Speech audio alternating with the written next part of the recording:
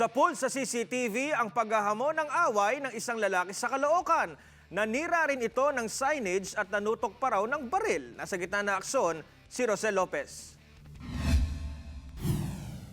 Makikita sa CCTV ang pagdating ng SUV na ito sa tapat ng isang pizza parlor sa Caloocan. Sinagasaan pa nito ang signage ng tindahan. Maya-maya pa, lumabas ang driver ng SUV at nilapitan at tamang susuntukin ang lalaking nakatayo sa tapat ng pizza parlor. Bumalik ang driver ng SUV sa sakyan na tila may kinuha.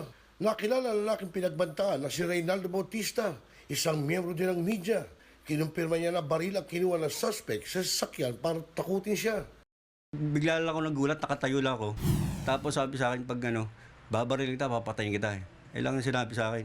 Bumalik siya sa sasakyan, may kinuha siya. Kitang-kita ko baril yung bit-bit niya. Isinukbit niya, tapos ngayon umikot siya sa sasakyan. Pag ikot niya, binato niya, tapos dinuro niya ulit yung asawa ko, inakma-akmaan. Mabuti na lang daw at inawat ang suspect ng kasama niyang babae. Blanco naman si Bautista sa motibo dahil hindi niya raw kilala ang suspect at wala rin siyang alam na atraso rito. Agad nakipag-ugnayan sa pulisya at LTO ang mag-asawa. Pwede nilang i-verify kung sino yung may-ari sa LTO. Mabibigay namin kaagad yun. Siguro yung tao, kasi ito police matter, pwede siyang magreklamo sa police. Dadalahin niya itong verification para ang police ang magpatawag dito sa tao. Desidido naman ang mag-asawang Bautista na sampahan ng kaso ang driver ng SUV na hindi muna pinangalanan. Umaaksyon, Rosel Lopez, News 5.